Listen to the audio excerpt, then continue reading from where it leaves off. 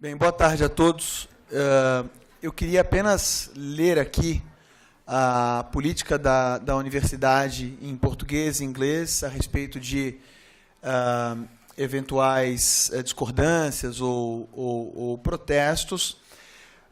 Eles podem, caso eles sejam feitos por pessoas não registradas no evento, eles podem ser feitos apenas do lado de fora, e não podem, em hipótese alguma, impedir o acesso ou interferir nas comunicações realizadas aqui dentro. A polícia de Harvard está instruída a pedir para que qualquer tipo de pessoa protestando deixe o evento, e a não concordância implicará no uso da força necessária. So, dissent by no attendees is limited to activity outside the meeting that does not impede access to the meeting or substantially interferes with the communications inside. The Harvard police is instructed to ask any protesters to stop or leave. Non-compliance with the order will be a basis for ejection of a disrupted from the room. Thank you.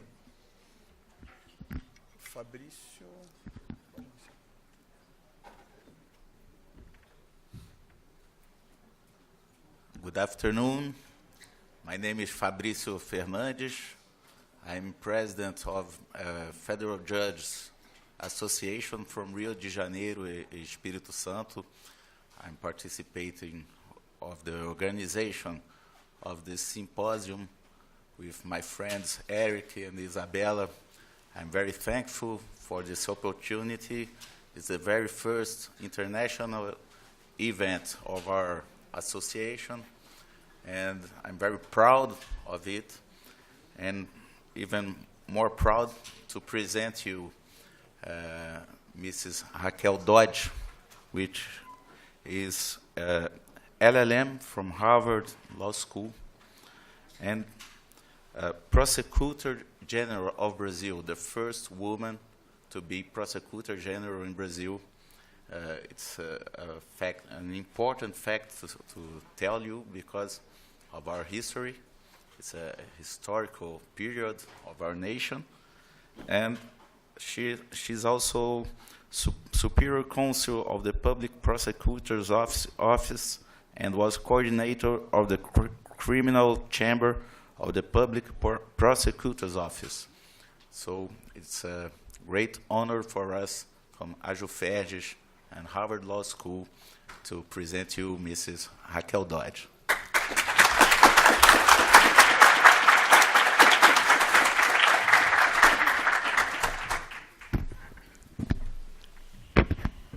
Good afternoon. I would like to thank the students and alumni who organized this symposium for inviting me to speak here today. It is a great honor, and I'm very happy to be back at Harvard Law School. Today is the day of the Boston Marathon, a big day in the city. We are not running. Preparing to run, it requires the same endurance as fighting corruption in Brazil. So we can say that we are in a very good shape. There is a great hope that one of the most serious and chronic problems in Brazil is beginning to dealt with effectively. I refer to corruption. This is why the future Brazil is constructing continues to merit the reflection this symposium proposes. Inequality remains immense and is felt most strongly by the poorest. How to overcome inequality is not yet established, but special jurisdiction in the top courts increases inequality. Corruption has not stopped, but we are beginning to unveil it and to punish those who practice it, to keep the hope for better days high. We can look to Buddha, who said, 3 things cannot be hidden for long: the sun, the moon, and the truth.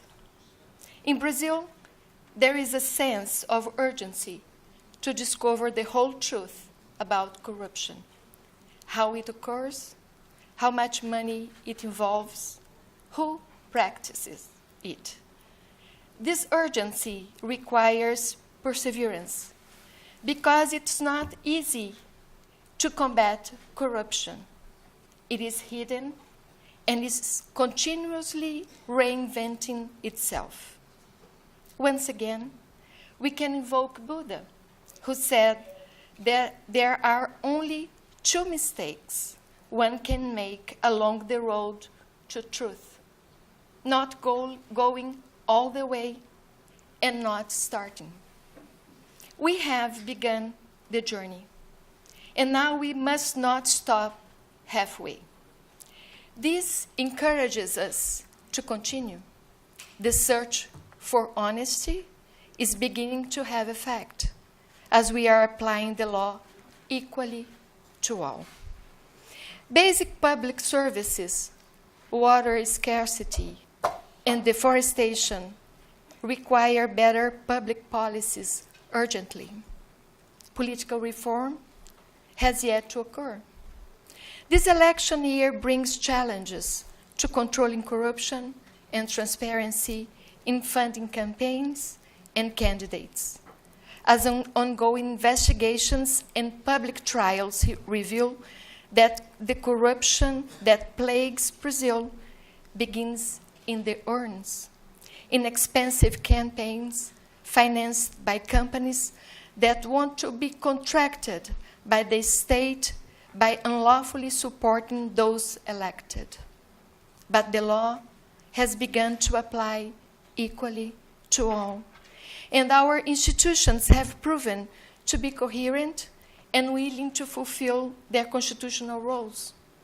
Given the entrenched Brazilian tradition of patrimonialism, this is not a small matter. Corruption is the problem that most fascinates at the moment. It has become a major concern, overtaking decades in which the champions of public attention were the lack of health care, education, and public safety.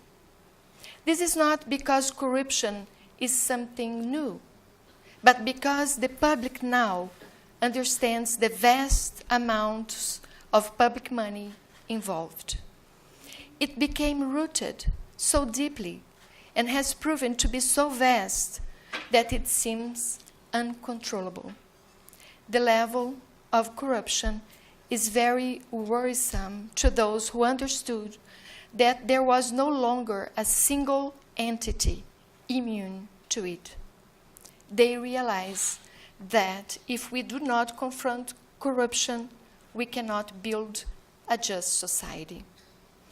There is a widely shared perception that the corruption of public money is at the root of the other problems that afflict Brazilians, beginning with immense inequality, because corruption takes advantage of the privileges of those who practice it, such as immunity from law enforcement and impunity that results from the statute of limitations and the long, drawn-out trials. This perception has provoked social change. The corrupt, previously viewed as untouchable, have begun to be treated equally by the justice system.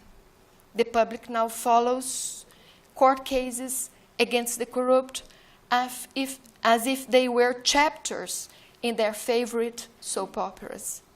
The legal process and its complex expressions have become known, are widely used by the great national jury, the public.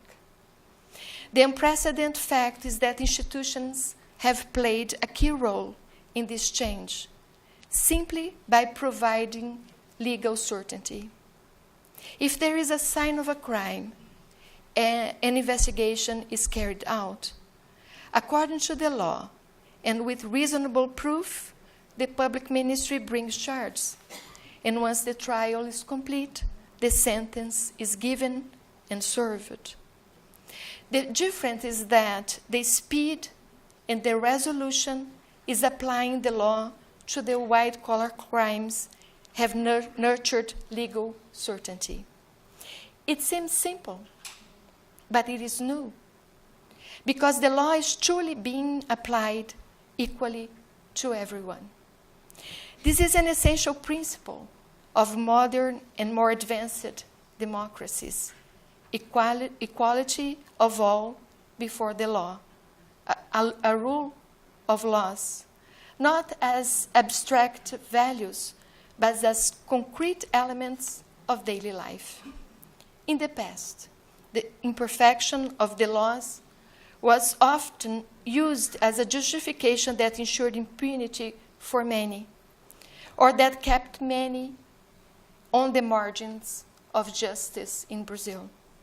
To Brazilians in general, it seemed natural and inevitable that the resolution of similar cases would be postponed until the law was amended.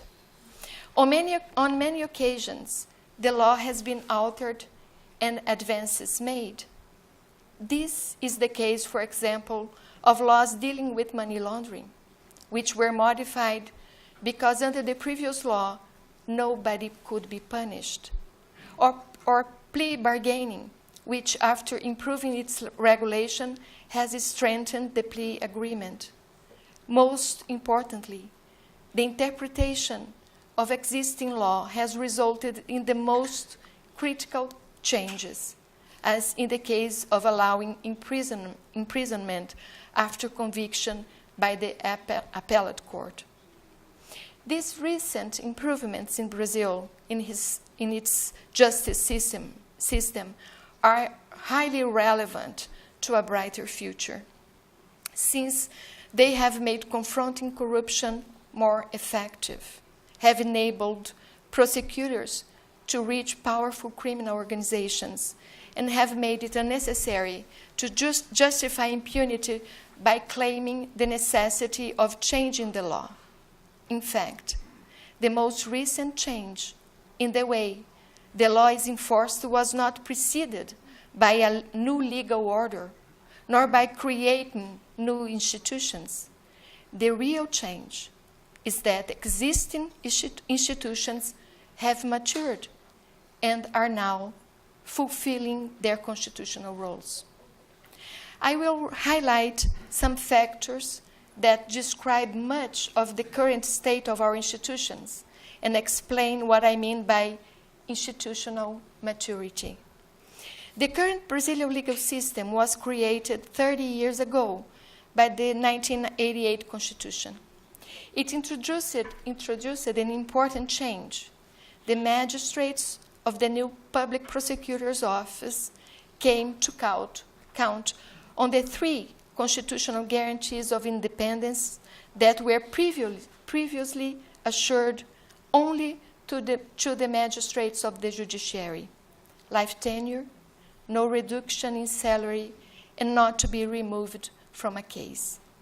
These guarantees help immunize public prosecutors from direct political influence and encourage them to enforce the law in all cases, however powerful those investigated may be. Another important constitutional change was to guarantee investigative power to the Public Prosecution Service, also granting it exclusivity in bringing public criminal charges. This, combined with the professionalization of the police, which have become more technical and skilled, with university-educated staff, explains many recent successes. Recent institutional advances are due not only to the law, but also to the manner in which institutions are working. The laws are fairly old. The Penal Code is from 1940.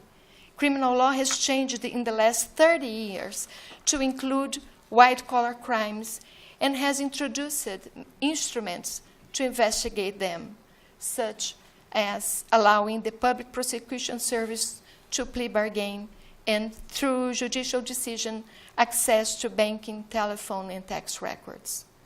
None of these factors alone explains the changes that have occurred in effectiveness of criminal law in Brazil.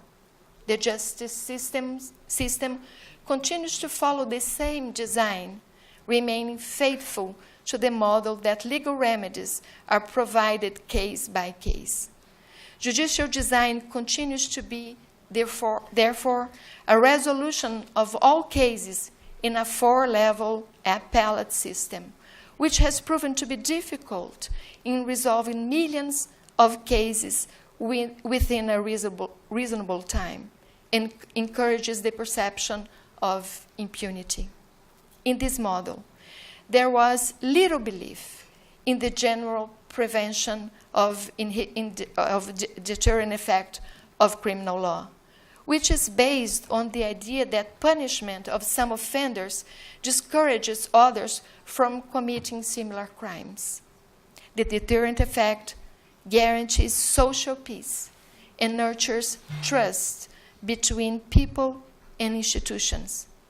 However, this only occurs when the law is applied to all, because any exception causes the offender to expect that he or she will be the next exception. The recent changes in attitude of Brazilians are directly related to this general prevention effect, which gives hope that the corrupt will be punished and corruption curtailed, so we have a better country. This effect increases the perception of legal certainty and effectiveness, which is essential given the limited capacity of the legal justice system to process all cases with equal efficiency, even more so in a 4-level system of jurisdiction.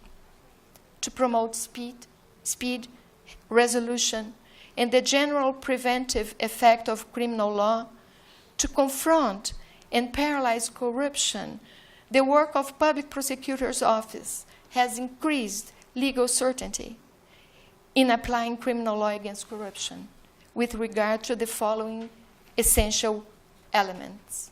1, increasing the risk related to unlawful action. 2, increasing the risk of punishment. 3, providing predictability of punishment. To raise the risk related to unlawful action, the law must be applied to us so as to increase the general deterrent effects of criminal law by requiring at least 3 measures. First, full reparation of damages to the victim of corruption with return of all money gained unlawfully by the offender. Second, compensation of damages, including moral damages caused to the victim, to the people deprived of the public service that would be financed with the money, and for damages to administrative morality and credibility. 3, sanctions proportional to the seriousness of the crime, properly defining the length and type of the prison sentence, the amount of compensation, the evaluation of the number of victims affected by corruption, including direct compensation to them, if applicable. It is also important to increase the certainty of punishment. The speed of law enforcement is directly related to this certainty, because punishment, long after the crime has been committed, loses effectiveness.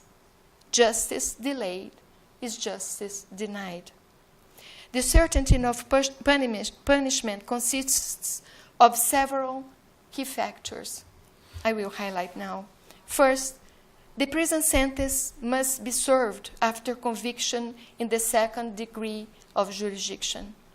This does not violate the presumption of innocence, since the proof of the crime and its authorship are examined only up to this stage of the criminal suit. In addition, The Constitution ensures 2 degrees of jurisdiction to the accused to review errors in the analysis of facts and evidence. The superior courts, the Supreme Court and the Superior Tribunal Court, examine legal issues only, not the guilt of the defendant.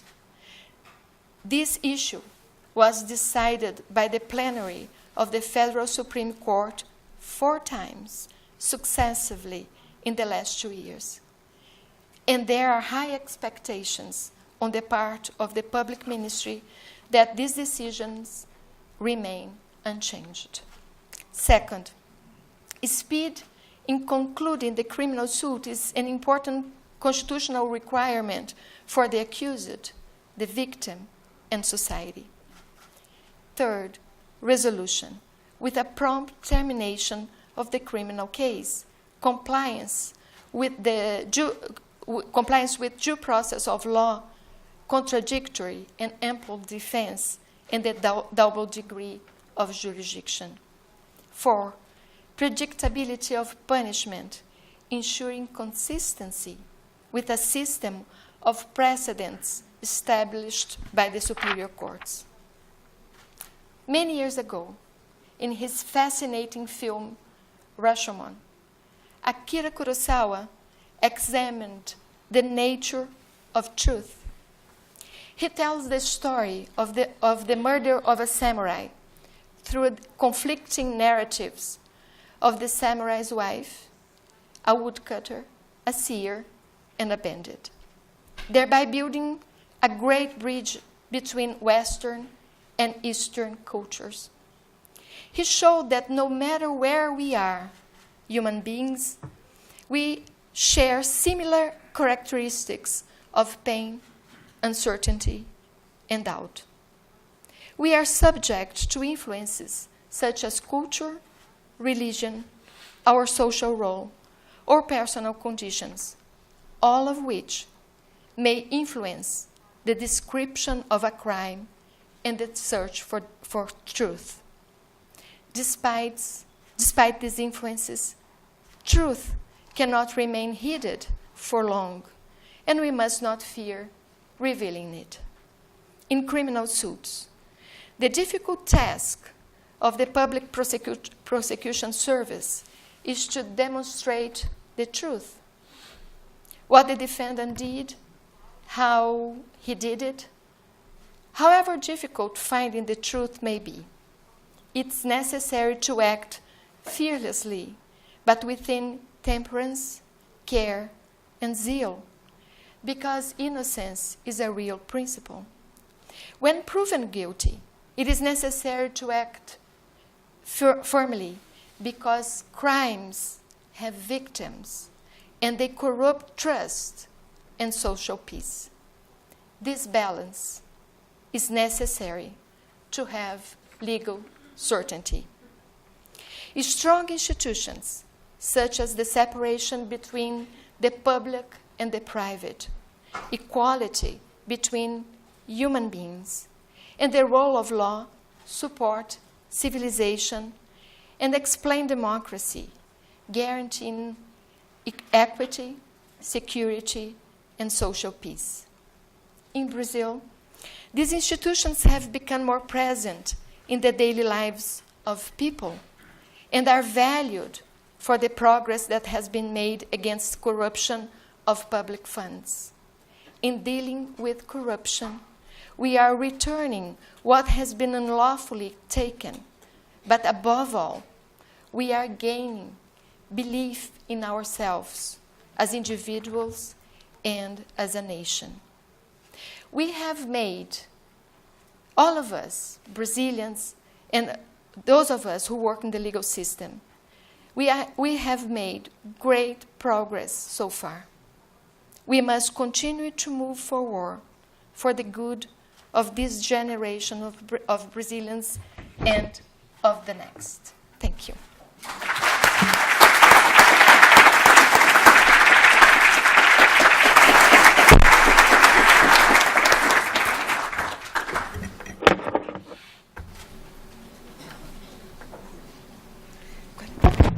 So due to technical issues. I'm going to help Judge Fabricio with conveying to our speaker the questions from the audience.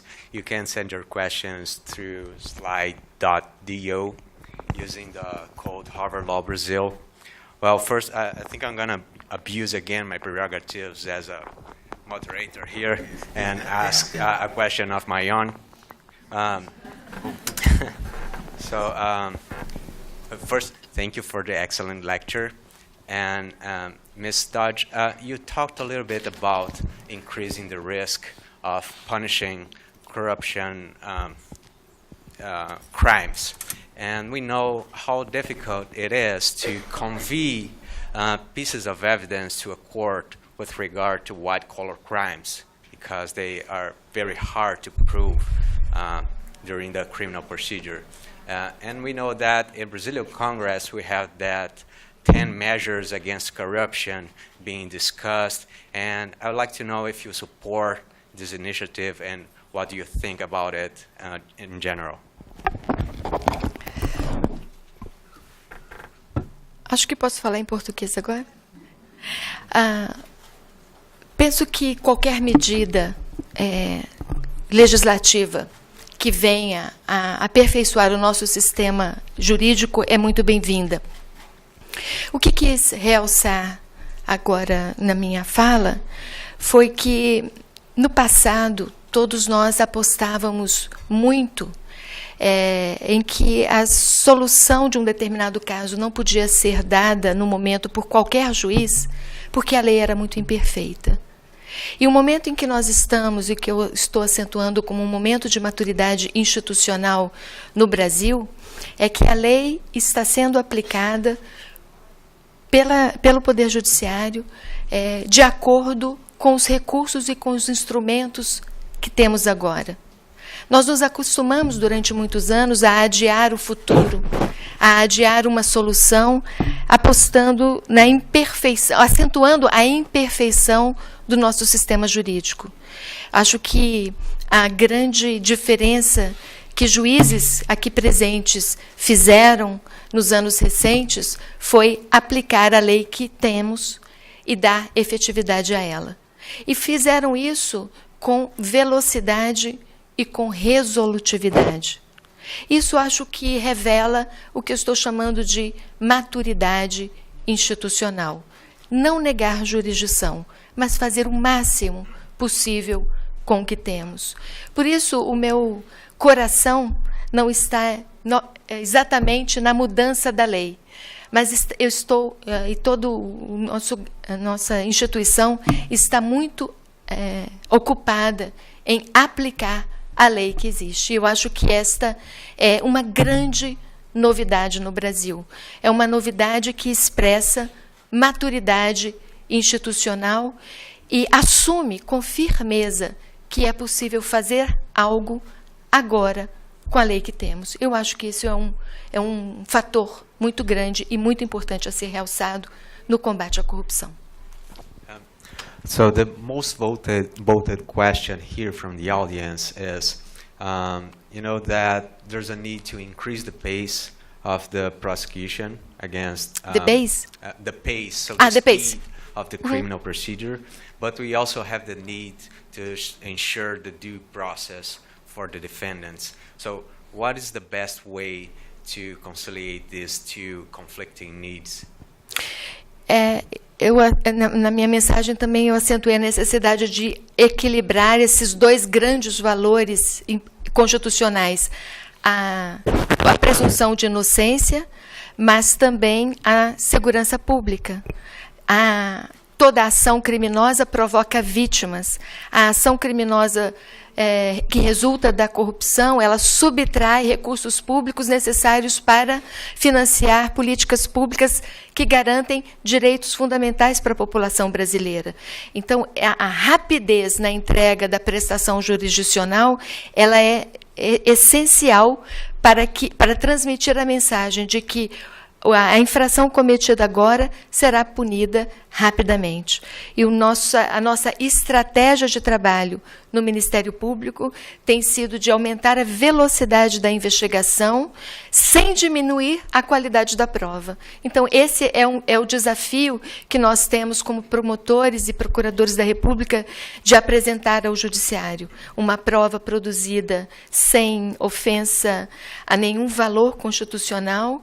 Não adiantamos a culpa do réu, mas uma vez provada essa culpa, o que o Ministério Público espera, e o Judiciário brasileiro tem respondido com grande maturidade, é que a sentença será dada e será cumprida.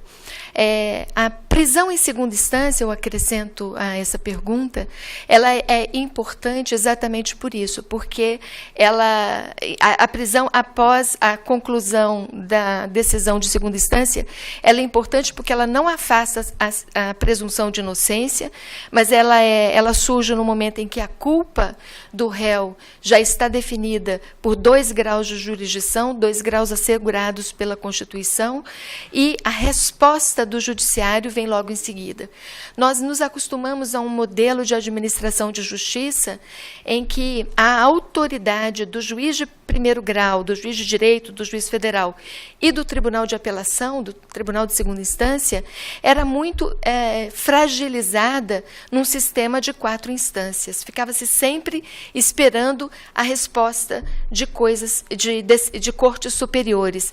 Esse movimento mais recente, de grande velocidade e de grande resolutividade, tem restabelecido isso que em qualquer país é muito importante, a autoridade do Poder Judiciário desde a primeira instância. Eu acho que isso é também um outro fator que tem sido compreendido pela população como relevante, e acho que para o sistema judicial que temos é muito essencial. Cada juiz precisa ter a autoridade da sua própria decisão garantida. E eu acho que essas decisões recentes do Supremo Tribunal Federal honram este valor e revelam igualmente grande maturidade institucional no nosso país. Outra pergunta da plateia diz respeito a interferências políticas na investigação de casos de corrupção. Como que a senhora acha que poderíamos ter melhores instituições que protejam o processo penal, principalmente nas cortes superiores, de interferências políticas nesses casos? Então, eu acho que o que a Constituição de 88 fez ao manter as garantias de independência dos juízes e ao estendê-las aos membros do Ministério Público, foi criar um sistema que imuniza juízes e promotores de influências políticas diretas. O modo como juízes e procuradores da República e promotores públicos são recrutados no Brasil via concurso público baseado no mérito, também já imuniza promotores e juízes de influências políticas diretas. Esses são mecanismos, ferramentas adotadas nos países mais democráticos do mundo. E no nosso país, nós criamos esses mesmos mecanismos e os adotamos de uma forma muito enfática.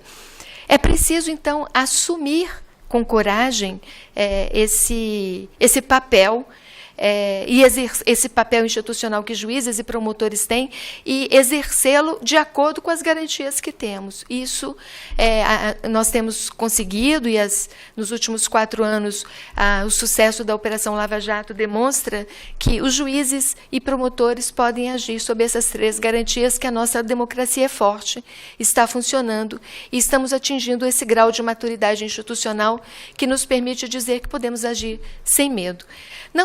Não que não haja resistência, não que não haja algum tipo de desejo de manter a velha ordem, em que influências diretas eram existentes, mas é preciso, com coragem, avançar no sentido, assumindo que temos um sistema que nos protege dessas interferências diretas.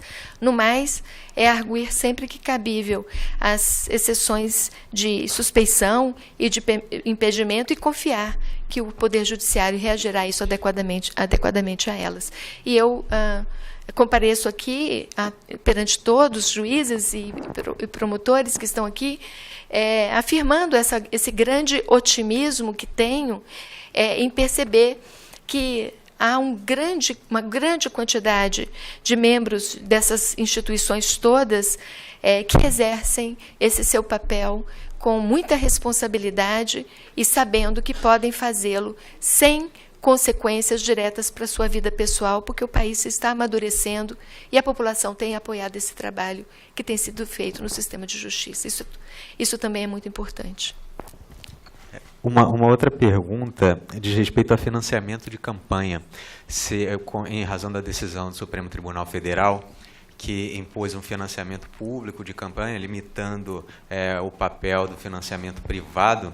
Se a senhora apoia essa decisão e como que vê as consequências disso para as próximas eleições? Acho que o ano eleitoral se inicia ainda com muita incerteza em relação às várias regras, tanto que vão presidir essas eleições, notadamente essa sobre o financiamento de campanha, e acho que será exigido um grande esforço do Tribunal Superior Eleitoral para disciplinar corretamente as eleições. Eu acho que há aí alguns vazios nessa regulamentação que pode não favorecer aquilo que o ministro Barroso ainda dizia ainda há pouco, um sistema de real competitividade entre aqueles que exponham ideias e propostas para exercer um bom trabalho no Brasil. Ainda há o risco de que sejam eleitos aqueles que venham a contar com os melhores financiamentos e nós não sabemos ainda de forma muito clara como haverá esse controle lícito, de um financiamento lícito para todos os candidatos. E quero aproveitar a pergunta para realçar que, mesmo a participação das mulheres nas eleições, ainda conta com um sistema de cotas, e cotas, inclusive, em relação ao financiamento. Na linha do que nos dizia ainda há pouco o ministro Barroso, tem havido vários avanços no Brasil na defesa de direitos humanos, de apoiar uma sociedade mais plural, inclusive com participação das mulheres em postos chaves de poder e também na vida parlamentar, mas aquele movimento sufragista que começou no início do século XX, ele ainda não se completou nesse início de século XXI, passados praticamente 100 anos. As mulheres que lutavam por cidadania, e cidadania no sentido de pretenderem ser eleitoras no início do século XX, continuam agora com esse movimento incompleto de cidadania, porque agora nós também queremos ser votadas e eleitas, não é? E há pouco tempo, pouco mais de um mês, o Supremo Tribunal Federal apontava a impropriedade da lei que das leis brasileiras, por um lado, assegura a cota de 30% das mulheres na participação das candidaturas de cada partido político, mas o financiamento de campanha era limitado entre 5% e 15% dos fundos públicos que financiam a campanha das mulheres, ou seja, 30% de candidaturas, mas financiado com recursos públicos num percentual de até 15%. Há aí um problema de proporção, e o Supremo interferiu nessa legislação, assegurando maior paridade. Mas um sistema em que é preciso ainda haver cotas para a participação feminina ou para financiamento das campanhas femininas é um sistema que mostra que o lugar da mulher na vida pública no Brasil ainda não está adequadamente regulamentado e definido, mas não só, ainda é uma sociedade em que é rarefeita a participação feminina nos espaços de poder. Não é à toa que eu sou a 41ª Procuradora-Geral da República, espero abrir caminho para muitas outras, mas é um sistema que provavelmente a próxima Procuradora-Geral, se isso não não houver mudanças mais efetivas, pode ser daqui a 41 novas posições. Não há uma garantia de reprodução.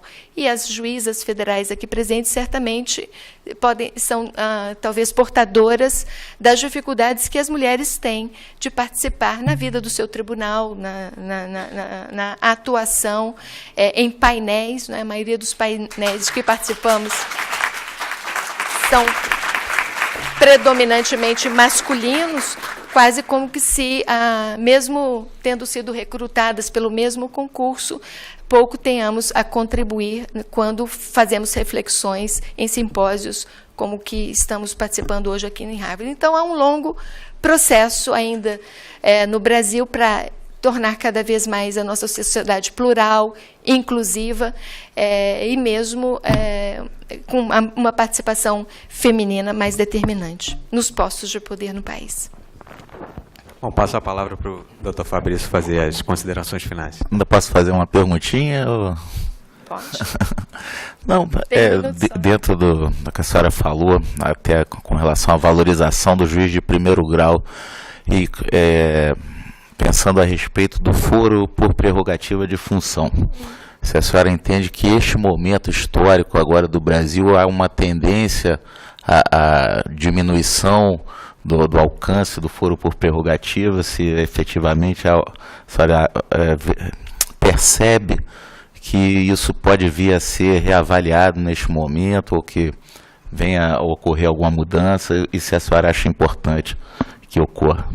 Sim, eu acho que este é um dos temas que talvez recebam maior enfoque a partir deste ano, em razão mesmo dos avanços que já tivemos no tocante à nossa sociedade ser mais inclusiva e que privilegia mais o princípio da igualdade. Acho que, tendo uma Constituição que diz que todos são iguais perante a lei, não há qualquer sentido na existência do foro privilegiado. É uma interpretação já levada ao conhecimento do Supremo Tribunal Federal, a possibilidade de que a Corte abrace esta tese, mas é certamente um daqueles assuntos que precisam de mais coesão social, talvez maior número de pessoas falando sobre ele, sobretudo apontando as consequências da existência de um sistema de foro especial ou de foro privilegiado. As consequências têm sido essas apontadas ao longo de toda a manhã, né? Um sistema em que há apropriação de recursos públicos, em que há corrupção generalizada, de elevada monta, enraizada nas nossas estruturas de poder, e um dos elementos que, ao longo dos anos, vinha mantendo esse sistema de corrupção e que, inclusive, permitiu que ele se espraiasse em todo o Brasil e se tornasse realmente sistêmico, é certamente o sistema do foro privilegiado. Não só porque define um lugar especial para esses réus, mas também porque alimenta a ideia de que o juiz federal, o juiz de primeira instância, não tem credibilidade suficiente para julgar essas pessoas. E eu acho que o que nós temos que fazer é caminhar num modelo exatamente oposto, um modelo que estimula a confiança das pessoas no sistema de administração de justiça como um todo. Não importa o nível do juiz na sua carreira, né? Ele desde o momento em que é investido pela primeira vez no cargo, dotado da maior legitimidade e credibilidade. Eu acho que o que a Lava Jato mostra, uma das várias lições que ela mostra, é que as grandes respostas contra a corrupção no Brasil, e as primeiras respostas, as mais efetivas e firmes, vieram justamente de juízes que estão no primeiro grau da carreira, e não por acaso 2 deles estão aqui nesta audiência. Então, acho que essa resposta é uma resposta clara que favorece o sistema e favorece a confiança da população no juiz. Não importa se ele é um juiz de primeira instância, se ele é um juiz de um tribunal de apelação, ou se ele integra uma das 2 cortes superiores no Brasil. todos são dotados da mesma credibilidade e da mesma garantia e merecem todos a nossa confiança. Eu acho que essa é uma das excelentes lições da Lava Jato.